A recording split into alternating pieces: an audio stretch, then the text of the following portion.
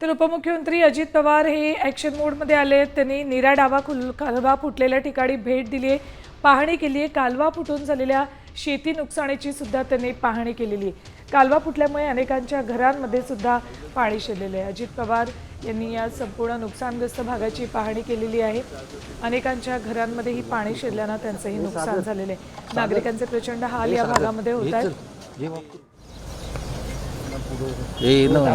नीरा डावा कालवा फुटल्यानंतर अशा पद्धतीनं पाणी शेतांमध्ये आणि अनेकांच्या घरांमध्ये घुसले।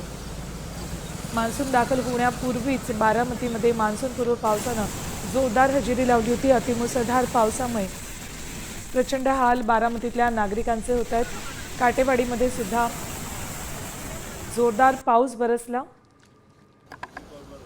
नीरा डावा कालवा फुटल्यानंतर अशा पद्धतीनं आसपासच्या सगळ्या भागांमध्ये फक्त पाणीच पाणी दिसत होतं। अनेकांच्या घरांमध्ये पाणी घुसलेलं आहे। तरी पाहणी करतानाची अजित पवारांची दृश्य उपमुख्यमंत्री अजित पवार यांनी बातमी येताच तातडीनं बारामती गाठलं आणि या संपूर्ण परिसराची पाहणी केली आहे। शेतीचं नुकसान झालंय कालव्यातल्या पाण्यामुळे, त्या भागाची त्यांनी पाहणी केली, आढावा घेतला। तर अनेक घरांचंही नुकसान झालेलं आहे। सध्या अधिकाऱ्यांकडून अजित पवार या संपूर्ण नुकसानीची माहिती घेत आहेत।